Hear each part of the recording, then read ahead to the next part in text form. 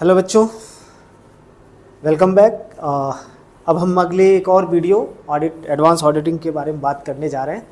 देखते हैं, बाकी होपफुली कि आपने तीनों वीडियोस देख लिए होंगे पेपर 2 और एडवांस ऑडिटिंग पेपर 2 के। अब हम लास्ट वीडियो की तरफ बढ़ रहे हैं, ठीक है। ओके, नेक्स्ट चलते हैं हम लोग अपने क्वेश्चंस पे। तो हमारे पास जो सबसे पहला क्वेश्चन आता है वो है social audit is done to measure with which activity. Social audit की बात हो रही है, तो इसमें कह रहे हैं कि किस एक्टिविटी के लिए बेसिकली हम लोग करते हैं। Non financial activity, financial activity, both A and B and none of this. तो देखो सोशल ऑडिट का मतलब क्या हो गया, यहाँ फाइनेंशियल एक्टिविटी नहीं आएगी, यानी कि कोई भी फाइनेंशियल ट्रांजैक्शन की बात नहीं करेंगे। ऑप्शन ए सीधा सीधा सा इसका आंसर है कि जो सोशल ऑडिट होती है वो किसकी होती है, नॉन फाइनेंशियल एक्टिविटी के लिए होती है, ठीक है। Next, an assessment of the performance of an industry as a whole versa its social responsibility is called assessment of performance of an industry as a। जैसे कि यहाँ क्वेश्चन ये कह रहा है कि आप इंडस्ट्री की परफॉर्मेंस देख रहे हो सोशल रिस्पॉन्सिबिलिटी के रूप में, तो उसको क्या कौन सी ऑडिट कहते हैं, तो सोशल ऑडिट कहते हैं बेटा। उसे कौन सी ऑडिट कहते हैं, सोशल ऑडिट। चलो थोड़ा सा मैं आइडिया बता दूं, जैसे कि मान लीजिए कि लीकर की कोई भी कंपनी है, तो क्या पोल्यूशन वो तो नहीं फैला रही, या फिर लीकर की कंपनी या कोई ऐसी कंपनी है जिससे पानी तो दूषित नहीं कर रहा है, वो मतलब जिसकी जो सोशल रिस्पॉन्सिबिलिटी है उसको वो निभा रहा है कि नहीं निभा रहा है। इसके लिए आपके पास कंपनी लॉ में है CSR, कॉर्पोरेट सोशल रिस्पॉन्सिबिलिटी, पूरा एक टॉपिक है, ठीक है। Okay, next, the audit committee plays a key role in assisting the board in relation to a company। देखो ऑडिट कमेटी बनाई जाती है बड़ी कंपनियों में, किस लिए बनाई जाती है, ऑडिट कमेटी इंटरनल ऑडिटर को रखने के लिए, या ऑडिटर को रिकमेंड करने के लिए, स्टेचुटरी ऑडिटर को रिकमेंड करने के लिए, इन सारी चीज़ों के लिए। चलो देखते क्या है। पहला तो भैया, हाँ, ऑडिट कमेटी किस काम के लिए होती है, फाइनेंशियल रिपोर्टिंग को देखने के लिए। फाइनेंशियल रिपोर्टिंग का मतलब बैलेंस शीट, प्रॉफिट लॉस, इन पे कंट्रोल रखने के लिए। इसका एक फुल फॉर्म मैं आगे वाले क्वेश्चन में बताऊंगा, बहुत इंपॉर्टेंट क्वेश्चन है। दूसरा, इंटरनल कंट्रोल सिस्टम को मेंटेन रखने के लिए, यस ये भी होता है। रिस्क मैनेजमेंट सिस्टम को भी देखने के लिए, यानी कि ऑल ऑफ दिस, सारा का सारा इसका ऑप्शन होगा, ठीक है, all of this. Next, social responsibility is internal external both A and B. कौन सा फैक्टर है, सोशल रिस्पॉन्सिबिलिटी दोनों फैक्टर होता है, इंटरनल भी होता है और एक्सटर्नल फैक्टर भी होता है, कि हमारी कंपनी से, हमारे बिजनेस से बाहर कोई वातावरण, इन्वायरमेंट या किसी को कोई नुकसान नहीं हो रहा हो, या फिर इंटरनली कोई किसी को नुकसान नहीं हो रहा, तो ऑप्शन हो जाएगा सी, ठीक है, बोथ ए एंड बी। अच्छा, नेक्स्ट क्वेश्चन ये देख लेते हैं, social audit is equal to, social audit किसके बराबर है, RTI plus public hearing, RTI public hearing, RTI into public hearing, RTI divided by public है, मतलब RTI समझते हो, राइट टू इन्फॉर्मेशन, और पब्लिक हियरिंग, ऑप्शन ए, ठीक है, social audit. Next, what procedure are involve in social audit. Social audit में कौन सा प्रोसीजर इन्वॉल्व करते हैं, प्लानिंग करते हैं, इनिशिएशन करते हैं, इम्प्लीमेंटिंग करते हैं, सारे ऑल ऑफ दिस, ठीक। Next, what are the objectives of social audit. Social audit के कौन से ऑब्जेक्टिव होते हैं, to make assessment of social performance, to bring light for public knowledge, to evaluate the socio economic. इसमें से जो objective क्या होता है सोशल ऑडिट के, सारे ऑब्जेक्टिव होते हैं बेटा, option D, all of this. Assessment of social performance जो भी कर रहे हैं उसको लेकर, public knowledge and all. Next,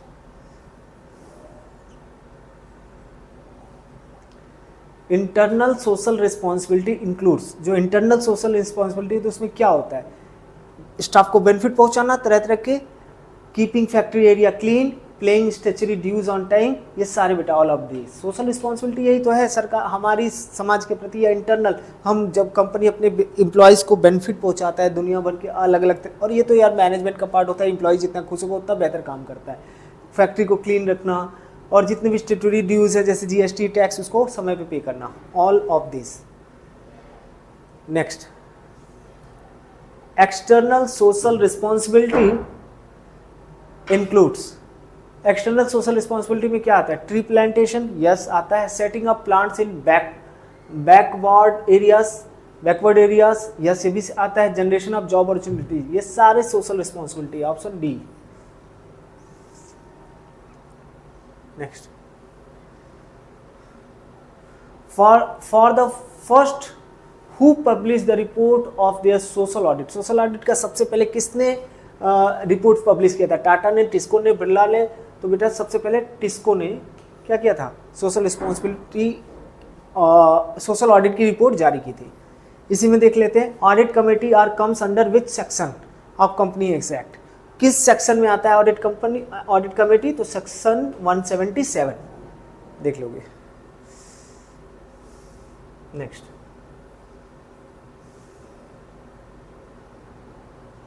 can be defined as a sub committee in the governing body that will make arrangement for internal audit and facilitate the completion of external audit.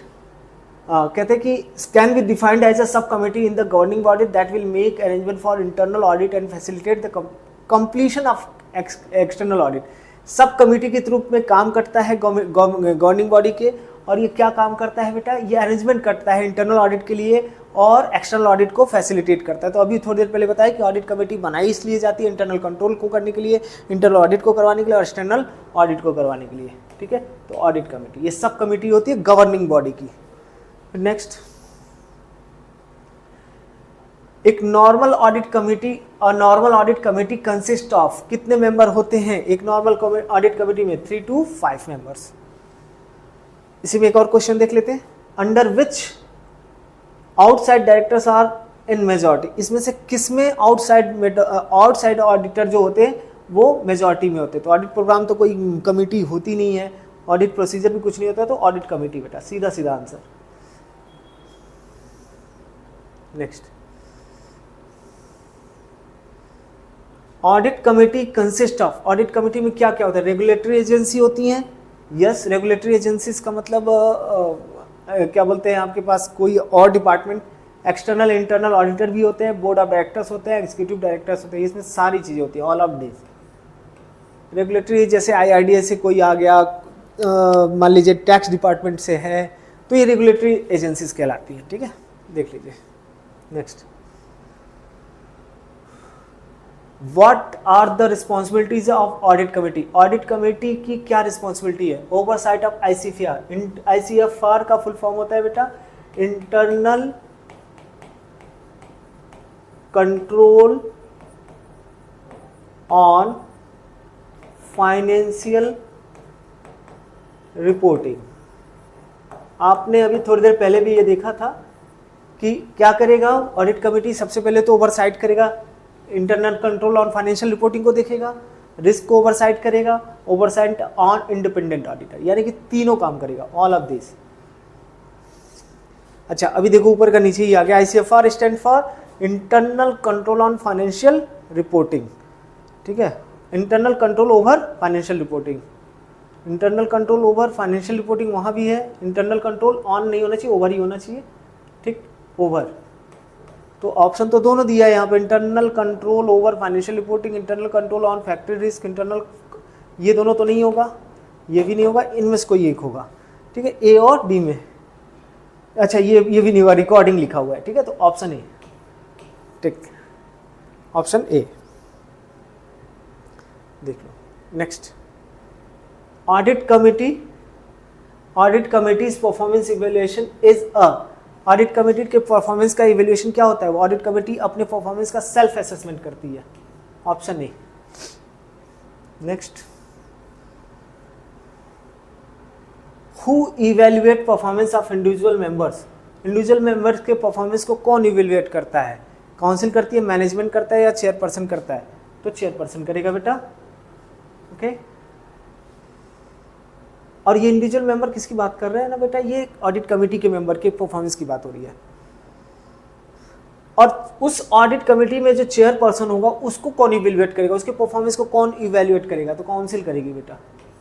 यानी कि जो मेंबर होंगे audit committee के, उसके performance को evaluation आपका chairperson कर रहा है और इनके लिए काउंसिल कर रहा है बेटा। ठीक है, 21, evaluation criteria for audit committee is, जो ऑडिट कमेटी का इवैल्यूएशन किया जाता है वो क्या है? एक्सपर्टाइज एंड नो हाउ है, ऑब्जेक्टिविटी है, रिस्पॉन्स है, ऑल ऑफ दीज है बेटा। ठीक,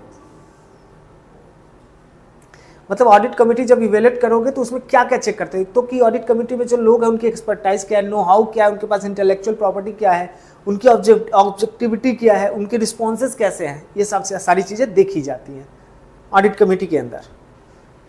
फिर नेक्स्ट आता है means the amount of profit that can be distributed and dividend among the share holders. कह रहे कि ऐसा प्रॉफिट जो सब में बांटा जाता है एज अ डिविडेंड, उसे क्या कहते हैं हम लोग, उसे हम लोग डिविजिबल प्रॉफिट कहते हैं। ये तो आप लोगों ने अकाउंट्स में पढ़ा होगा, डिविजिबल प्रॉफिट। ठीक, next profit includes past year profit, current year profit, profit accumulated in reserves. अच्छा ये पता है आपको किसके बारे में बात कर रहा है, ये कौन से प्रॉफिट, प्रॉफिट इंक्लूड्स किसके लिए बेटा, प्रॉफिट तो बहुत बड़ी बात होगी, ये डिविडेंड के लिए कि डिविडेंड आप दोगे तो कैसे दोगे। तो डिविडेंड देने के लिए पूरा रूल है बेटा कंपनी लॉ में, एक तो पिछले साल के प्रॉफिट को भी लेंगे, करंट ईयर के प्रॉफिट को भी लेंगे, और जो एक्यूमुलेटेड रिजर्व्स होगा उसको भी लेंगे। ठीक है, और इसमें से सब में देखेंगे डेप्रिसिएशन का ट्रीटमेंट हुआ है कि नहीं, तब जाके जो प्रॉफिट होगा उसमें से हम डिविडेंड देते हैं। तो all of this profit includes क्या, फॉर डिविडेंड, डिविडेंड देने के लिए प्रॉफिट जो लेते हैं वो उसमें कौन सा प्रॉफिट, पास्ट ईयर का भी प्रॉफिट हो सकता है, करंट ईयर का भी प्रॉफिट हो सकता है, प्रॉफिट एक्यूमुलेटेड इन रिजर्व्स इसके लिए भी हो सकता है, all of this option.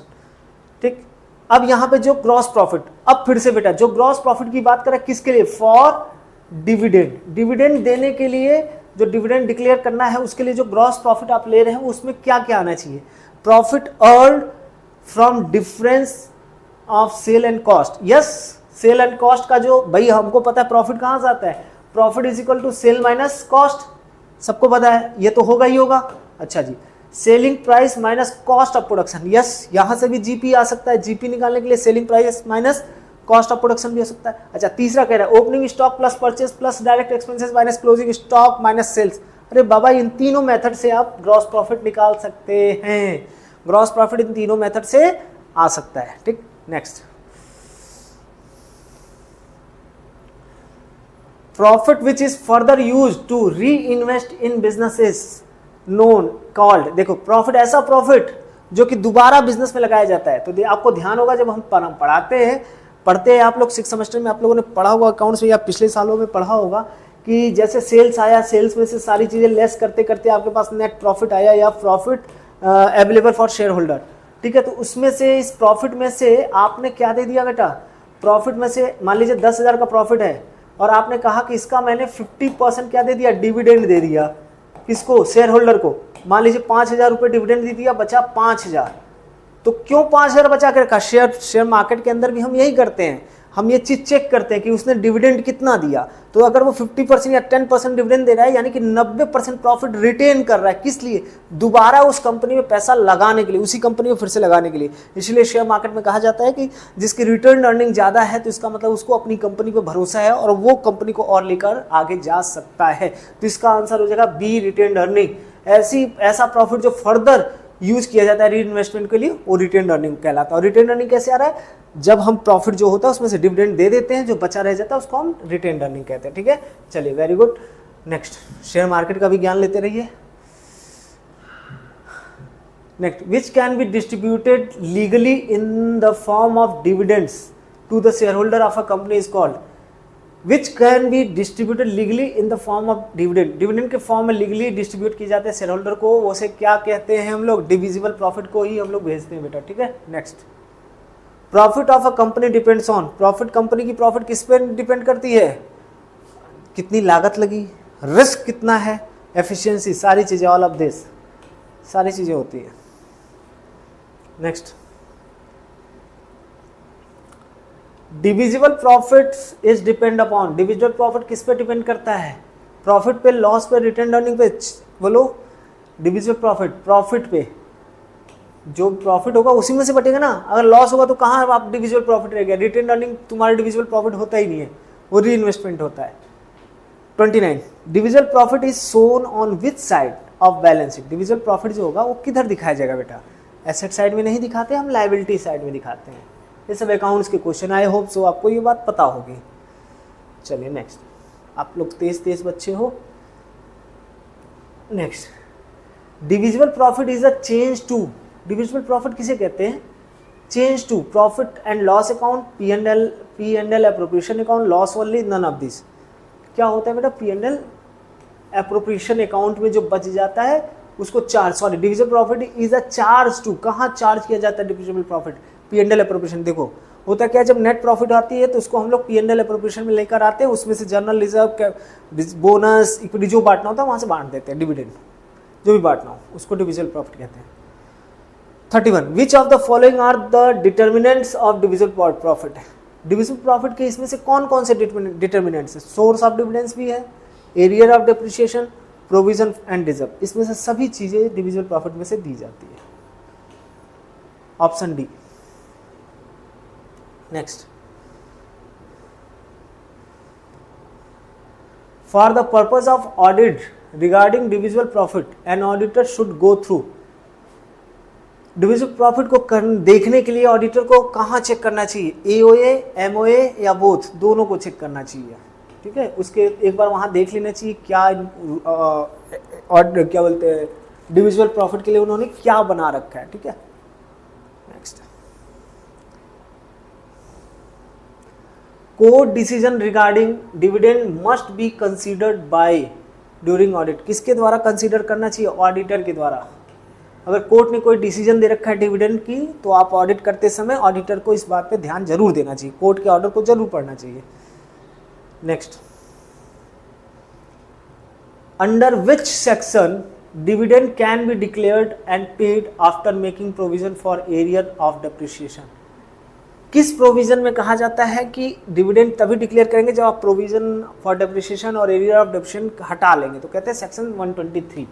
Section 123 कहते हैं कि आप डिविडेंड बांटने के समय आप क्या क्या चेक कर लेंगे, तो डेप्रिसिएशन चेक कर लेंगे और दूसरा एरियर ऑफ डेप्रिसिएशन देख लेंगे. ओके. नेक्स्ट.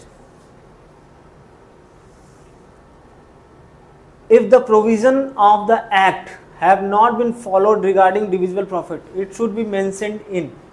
कहते हैं कि अगर डिविजिबल प्रॉफिट की रिगार्डिंग कोई प्रोविजन फॉलो नहीं किया गया है तो ये किस में बताएंगे आप, ऑडिट सर्टिफिकेट में बताएंगे या ऑडिट रिपोर्ट में. ऑडिट रिपोर्ट में बताएंगे अपने. देखो यही बता दो, ऑडिट सर्टिफिकेट किसी चीज़ के लिए पर्टिकुलर ऑडिट रिपोर्ट से बिल्कुल अलग होता है. कोई चीज़ सर्टिफाई करनी होती है, जैसे बैंक में आपको कुछ देना है, लोन लेना है, कुछ करना हो तो आप सीए से सर्टिफाइड करवाते हो अपने बैलेंस शीट को, तो वो ऑडिट सर्टिफिकेट होता है. ऑडिट रिपोर्ट ड्यूरिंग पूरे साल जो ऑडिट चली उस पर ओपिनियन जो देता है ऑडिटर, उसको ऑडिट रिपोर्ट कहते हैं. ठीक. Next.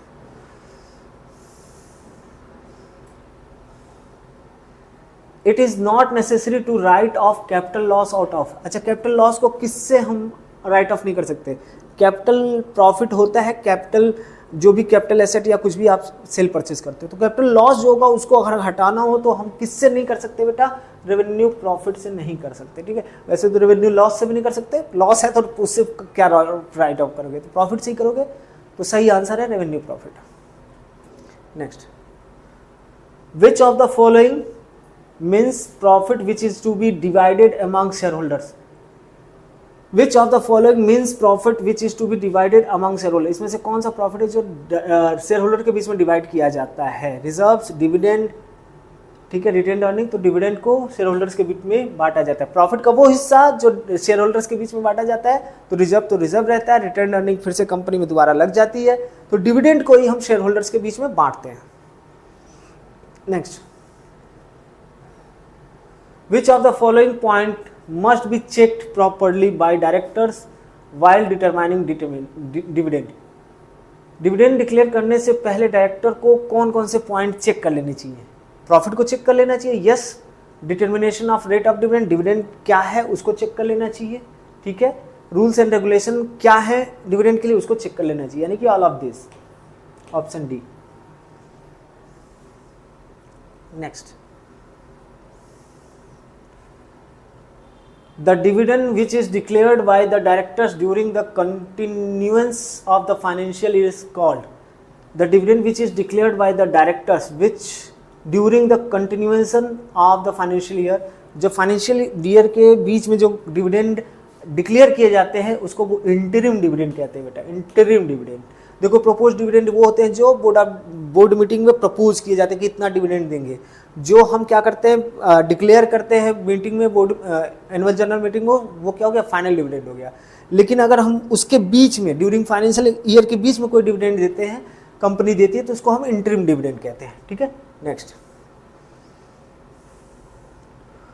To declare interim dividend there must be, interim dividend को डिक्लेयर करने के लिए क्या होना चाहिए, सफिशिएंट प्रॉफिट होना चाहिए। प्रॉफिट होगा तभी वो डिक्लेयर कर सकता है।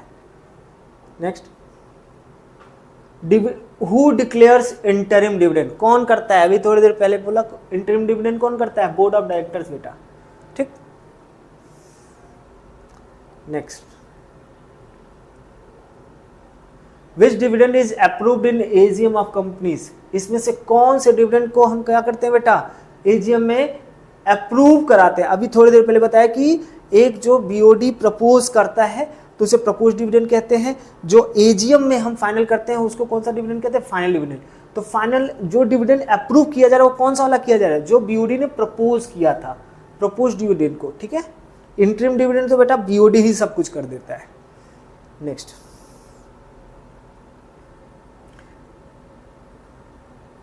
नेक्स्ट, अरे ये क्या हो गया, सॉरी बच्चों, वेट, कहाँ क्वेश्चन गया, yes, auditor should verify whether all dividend warrants have duly be sent with in, dividend warrant होता है, ऑडिटर को ये वेरीफाई कर लेना चाहिए कि कितने दिनों के भीतर from the date of declaration वो वारंट चले जाने चाहिए। तो 30 डेज के भीतर, 30 डेज के भीतर auditor should verify whether all dividend warrants have duly sent within 30 days from the date of declaration, जिस दिन date of declaration dividend हो उसके 30 दिन के भीतर dividend warrant send कर देने चाहिए।